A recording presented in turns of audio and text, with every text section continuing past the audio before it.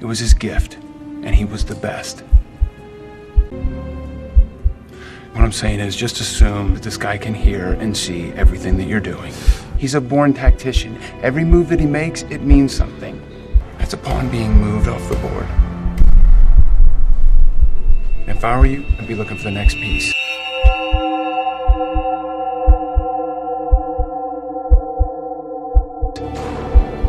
No, you can't stop him.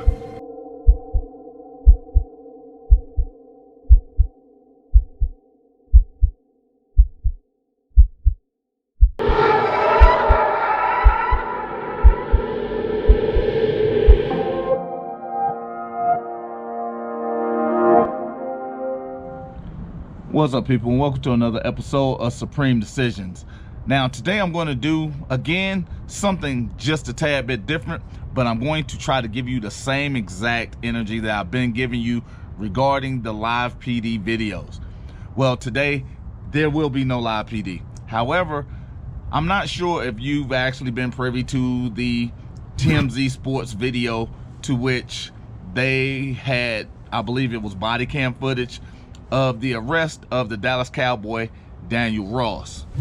The reason why I wanted to pull this up is because we spoke about how a traffic infraction is the right of the police to pull you over for. Now, I also told you this is not probable cause. It is used as a pretext because even in this video you're going to see, and the way it's going to be broken down, you're going to see and hear him basically say these are not crimes, they are violations because they are safety issues for the most part. Now, those are not the words he's going to use, but those are the pretexts of the things that he's going to use. But what we're going to be privy to on this is the simple fact of listening to what is being said and watching his actions. And the reason I say this is because while watching his actions, he's going to illustrate something, and he's also going to demonstrate in his mannerisms and even in statements that he has very little context of what actual law is. But because we're so programmed and used to seeing them do certain things, even Daniel Ross allowed for certain things to happen as well as being said. But this video itself is something that can be used to help in the suppression of evidence that may or may not have been shown in this video. But let's go from here and let's start class.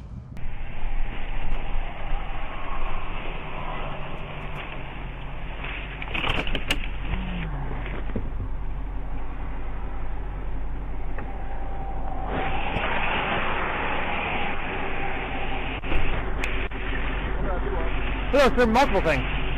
So the first thing is, in City of Frisco, you can't have your music up where you can hear it from 30 feet away from a motor vehicle.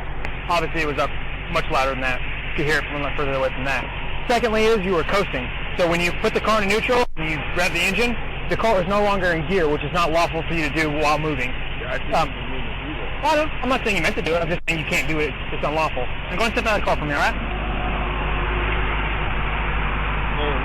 Yep. I'll explain to you back here. Now, here's where I want you to pay attention to something. Because first thing, he used the words unlawful. One, that's a lie. Because it's a traffic infraction. There is nothing lawful about it. Lawful or unlawful. Because having your music blasting is detrimental to not only your ears, but it also disturbs the other person around you. And again, I tell you constantly, you are allowed to do whatever it is with you, but you are not allowed to disrupt others. You know, like in kindergarten, you were told keep your hands to yourself. This is part of that. And then the second one is the revving of the engine or coasting in neutral. Well, that again is not a crime because there is no injured party. So there cannot be anything that will be lawful about it to make it unlawful. But the reason no one wants to do that, or you shouldn't do that, is because you can damage your conveyance. And then now you have other issues that you have to deal with. But here's where I want you to pay close attention to it. Because he said, do you mind stepping out of the vehicle. And the first thing he does is grabs his door handle. Without consent, this becomes an illegal search because he is not allowed to enter into any of your property without consent or a warrant, which is done through probable cause, which at this point, there's no investigation into anything that would allow for probable cause, nor is there anything that allows him to just walk into this man's door. But I'm gonna get deeper into that because of something he's going to say in just a few minutes. So let's go.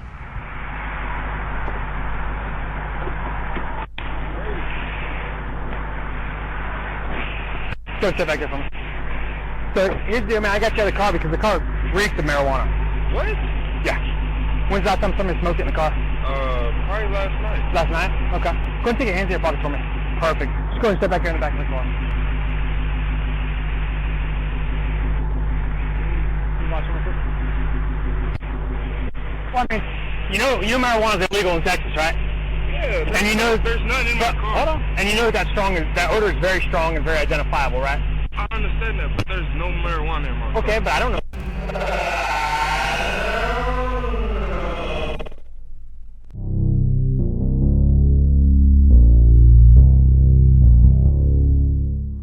And now here's the greater part about that. He asked him to step away from the door, and generally what they're not going to do is close your door behind you, because then they'll use the thing called plain view exception. Well, in this case, the window's down. He actually, again, closed the door. He spoke about smelling marijuana. Now, here's where a lot of us get caught up in semantics, because the easy is he just asked him to move to the back of the car. Watch this, because most of us probably didn't catch this because of an exception he's going to attempt to use, but in doing so, Ross is going to give him consent, which he's going to say something, and from what he says, I'm going to give you law. You can search it. I'm gonna search. That's probable cause search. I don't need a consent to search it. So You can search it. I'm gonna search. Probable cause search. I don't need a consent to search it. So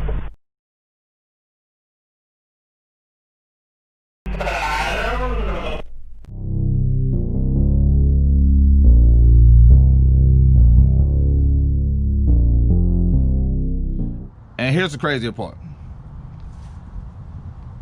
I love when police officers say, well, I don't know. I've never seen a search warrant issued for I don't know, unless it's Minority Report. But let's go ahead and finish that. I just want to say that. And here's the crazier part. Even in that context, the officer says, I don't need your consent to search because I'm going to search anyway.